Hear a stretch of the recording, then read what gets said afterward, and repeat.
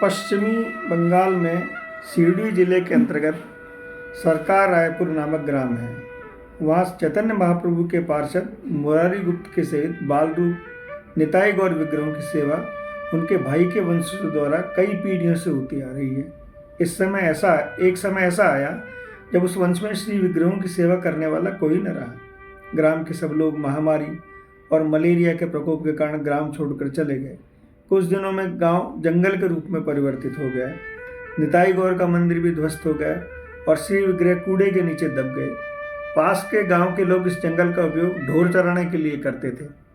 कुछ वर्ष बाद एक ग्वाले ने देखा जो वहाँ एक नित्य गाय चराने आते थे, तो वो गाय एक निश्चित जगह पर खड़ी होकर अपने थनों से रोज दूध टपकाया करती है। यह बात आसपास के गांवों में फैल गई। लोगों ने उस स्थान की खुदाई की तो निताई गौर के श्री विग्रह निकले। श्री विग्रह को चौकिया के नीचे खुदा था दास मुरारी गुप्त। सिवड़ी के लोग ने मूर्तियों के अंगराग और अभिषेक के पश्चात उसकी सेवा की उत्तम व्यवस्था की। कुछ दिनों बाद तीर्थ यात्रा को निकले उड़ीसा निवासी सिद्ध बलराम दास बाबा जी महाराज को स्वप्नादेश हुआ। तदंतर वे सिवड़ी से रहकर मूर्तियों की सेवा करने लगे।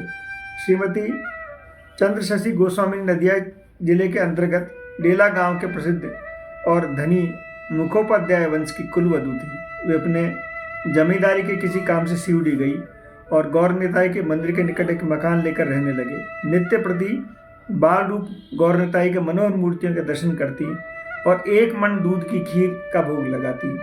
एक दिन स्वप्न में देखा कि गौर निताई दोनों भाई उससे कह रहे हैं, माँ हमें बड़ी भूख लगी है, तू अपने हाथ से खीर पकाकर खिलाना। भागवती ब्राह्मण कन्या ने जब बलराम दास बाबा जी महाराज से स्वप्न की बात कही तो वे बोले, वैष्णव शास्त्र के अनुसार किसी अदीक्षित व्यक्ति द्वारा ठाकुर की रसोई नहीं बनाई जा सकती। चंद्रशशी देवी ने श्री बलराम दास जी महाराज से मंत्र ग्रहण किया और अपने हाथ से खीर पकाकर गौर निताई को भोग लगाई। उसी रात उन्होंने देखा कि दोनों बालक उनके पास आकर उनका आंचल पकड़कर कह रहे हैं, माँ तुम जाओ नहीं, तुम चली जाओगी तो हमें खीर कौन खिलाएगा? तुम हमारी माँ हो, हम तुम्हें जाने न देंगे। चंद्रशशी ने प्यार से कहा आंचल छोड़ने को, पर उन्होंने छोड़ा नहीं। खींचा ताल में आंचल फट गया और उसका एक टुकड़ा गौर निताई के हाथ में रह गया। चंद्रशशी की निद्रा भंग हुई तो देखा कि सचमुच उनके आंचल का एक कोना फटा हुआ। उसी समय उन्होंने बलराम दास जी महाराज से जाके कहा और सारा स्वप्न का वृत्तांत सुनाया। अभी सूर्योदय हुआ नहीं था, मंदिर द्वार खुला नहीं था। बलराम दास जी बाबा ने झट जाकर द्वार खोला और विग्रह को जगाया। सभी को देखकर विस्मय हुआ कि गौर के हाथों में चंद्रशशी के आंचल का फटा हुआ अंश। सभी प्रेमानंद में विभोर हो गए। सब चंद्रशशी के भाग्य की सराहना करने लगे। चंद्रशशी तन मन की शुद्ध होकर एक अपूर्व आनंद में डूबने और उतरने लगी। चंद्रशशी ने देखा जाने का विचार सदा के लिए त्याग किया। धन संपत्ति और आत्मीय स्वजनों का मोह भी छोड़ दिया। मंदिर में रहकर अपने प्रधान गौर निताई की सेवा करने लगी। उनकी आयु उस समय लगभग 20 वर्ष की थी। इस अल्पावस्था में घर बार छोड़कर मंदिर में बाबा जी के साथ रहने के कारण लोग उनके संबंध में तरह तरह की बातें करने लगे। इससे उन्हें ऐसा दुख हुआ। एक रात वे अपने दुखी बात गौर निताई से कहते कहते सो गई। स्वप्न में गौर निताई उनके गले में बाँह डालते हुए कहा, माँ हमें लेकर वृंदावन चलो। अतिशीघ्र चंद्रशशी ने बलराम दास जी बाबा और गौर निताई को लेकर नौका द्वारा वृंदावन पहुँचे। जिस समय नौका घाट पर आकर लगी, नदिया जिले के भक्त नाम की एक भक्तिमती रमणी यमुना स्नान कर रही थी। वे बड़े आदर से गौर निताई उनकी सेविका को बनखंडी मोहल्ले में अपने घर ले गई। चंद्रशशी उनके घर जाकर गौर निताई की सेवा परमानंद पूर्वक करने लगी। भक्तिमती भक्ता सेवा कार्य में उनकी सहायता करने लगी।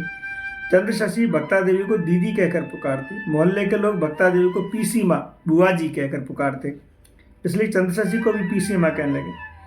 पीसी माँ गोस्वामी किस प्रकार निताई गौर का पुत्र लालन पालन करती थी, गौर निताई कितना उसकी सेवा से प्रसन्न रहते थे, ये सिवड़ी की एक घटना से स्पष्ट है। एक दिन गौर निताई के लिए रसोई करते करते उनको मासिक धर्म के लक्षण दिखने रहे।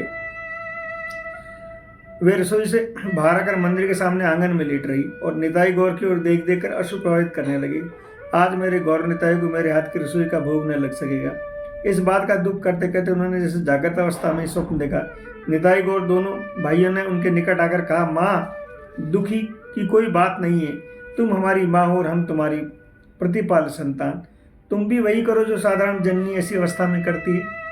उसमें कोई दोष नहीं है। उठो, स्नान कर हमें खाने को दो, बड़ी भूख लगी है। अब तुम इस रोग से मुक्त हो जाओगी। पीसी माँ ने आदेशानुसार कार्य किया। उसके बाद उन्हें कभी मासिक धर्म नहीं हुआ। वृंदावन आने के पश्चात कौतुकी निताई गौर भांति भांति की लीला पीसी माँ और अन्य भक्तों को सुखी करने लगे। उन्हें कभी किसी वस्तु की आवश्यकता होती और कभी किसी वस्तु की, तो कहीं न कहीं से मांग लाकर उनकी पूर्ति कर देते। सर्वेश्वर परिपूर्ण होते हुए प्रभु प्रेम के राज्य में सदा कंगाल है। प्राकृत जगत की अच्छी से अच्छी और कीमती से कीमती वस्तु का कोई मूल्य नहीं यदि वे प्रेम पुष्प की गंध से सुवासित नहीं है, यदि उसे किसी प्रेम के कर कमल से स्पर्श नहीं किया। ऐसी वस्तु प्रभु को अपने प्रेमी भक्तों के अतिरिक्त और किसे प्राप्त हो सकती है। उनके अपने भंडार में तो इसमें होने का कोई प्रश्न ही नहीं है। इसलिए भक्तों के आगे सदा हाथ पसारते रहते हैं। गौरताई के पास खड़ाऊ नहीं थी। माँ से खड़ाऊ ला देने को कहते तो शायद वे कहती, खड़ाऊ क्या करोगे, तुम्हें कहाँ आना जाना रहता है। वे कब चाहती कि उनके बालक उन्हें छोड़कर एक क्षण के लिए भी कहीं जाएं। इसलिए वे किसी प्रकार भक्ति की बाट देखते रहते। श्रावण के महीने में शेरपुर बुड़गांव संभ्रांत बंगाली परिवार की एक महिला झूलन के दर्शन करते वृंदावन आई। वे गौरताई के मंदिर के निकट चिड़िया कुंज में रहने लगी। उसी दिन तीसरे पैर कुछ वृष्टि हो रही थी। मंदिर के बरामदे में बैठे पीसी माँ बाएं हाथ से निताई गौर का पंखा खींच रही थी और दाहिने हाथ से माला कर रही थी। वृष्टि तेज होने लगी। पीसी माँ को तंद्रा आ गई। उसे मैं देखा कि निताई मंदिर के निकट और पानी में भीगते हुए आंगन में उतरे। गौर ने उनका अनुगमन किया। वे चीख पड़ी, ओरे निताई गौर, कहाँ जा रहे हो, भीगते भीगते सर्दी हो जाएगी। उन्हें लगा जैसे उन्हें जागृत में स्वप्न देखा हो। फिर वे पंखा खींचने लगी और फिर तंद्रा आ गई। निताई गौर चिड़िया कुंज में जा पहुंचे। पूर्वोत्तर महाभाग्यवती शेरपुर बगुड़ा निवासिनी महिला को उस समय सो रही थी। निताई गौर उसके सराहने जा बैठे। उसका सिर हिलाते हुए बोले, यहाँ सोने आई है या उठ। स्वप्नादेश में बोली, कौन हो तुम। हमारा नाम निताई गौर है। हम बनखंडी की पीसी माँ के बेटे हैं। तुम पीसी माँ के बेटे हो, किस प्रकार। मोहल्ले के लोग हमें पीसी माँ के बेटे कहते हैं। वृंदावन के सब लोग जानते हैं हम उसके बेटे हैं। तो तुम यहाँ कैसे आए हो। हमारे पास खड़ाऊ नहीं है। देखना हमारे पैर कीचड़ में सने हुए हैं, हमें खड़ाऊ दे। महिला निताई गौर का स्वरूप देखकर मुग्ध हो गई। उन्होंने ऐसे रूप की पहले कभी कल्पना भी नहीं की थी। तंद्रा भंग होने पर उन दोनों बालकों का स्मरण करने लगी। रोते रोते घर से निकली। वृष्टि अभी हो ही रही थी। पथ से जिसे दिखती उससे पूछती, पीसी माँ के बेटे गौर निताई घर कहाँ है। एक ब्रजवासी बनखंडी ने निताई गौर का मंदिर दिखा दिया। महिला ने भीतर प्रवेश किया। पीसी माँ उस समय भी पंखा खींच रही थी और माला जप कर रही थी। उन्होंने पूछा, यह क्या निताई गौर की पीसी माँ का घर है। हाँ माँ, ये पीसी माँ के बेटे निताई गौर का घर है। पीसी माँ ने उत्तर दिया और पूछा, तुम रो क्यों रही हो माँ, तुम्हारे दोनों बेटे कहाँ हैं, मैंने देखना चाहती हूँ। महिला ने चटपटी दिखाते हुए विनयपूर्वक कहा। पीसी माँ ने महिला को आदरपूर्वक बिठाकर मंदिर का द्वार खोल दिया। ठीक अपने स्वप्न के निताई गौर के मंदिर के दर्शन कर महिला के प्राण रो दिए। अंग पुलक से परिपूर्ण हो गए। वह कुछ भी न कर सकी। बड़ी देर तक मूर्छित अवस्था में भूमि पर पड़ी रही। होश आने पर आत्मसंवरण कर पीसी माँ से स्वप्न का सब वृतांत कहा। पीसी माँ ने तंद्रावस्था में जो कुछ देखा था, दोनों एक दूसरे से गले मिलकर बड़ी देर तक आनंद आंसू विसर्जित करती रही। भागवती महिला ने चांदी की खड़ाऊ बनाकर निताई गौर को भेंट की। आज भी मंदिर में वह खड़ाऊ वर्तमान है। निताई गौर प्रेम से उसका व्यवहार करते हैं। जय जय श्री राधे निताई गौर, हरि बोल।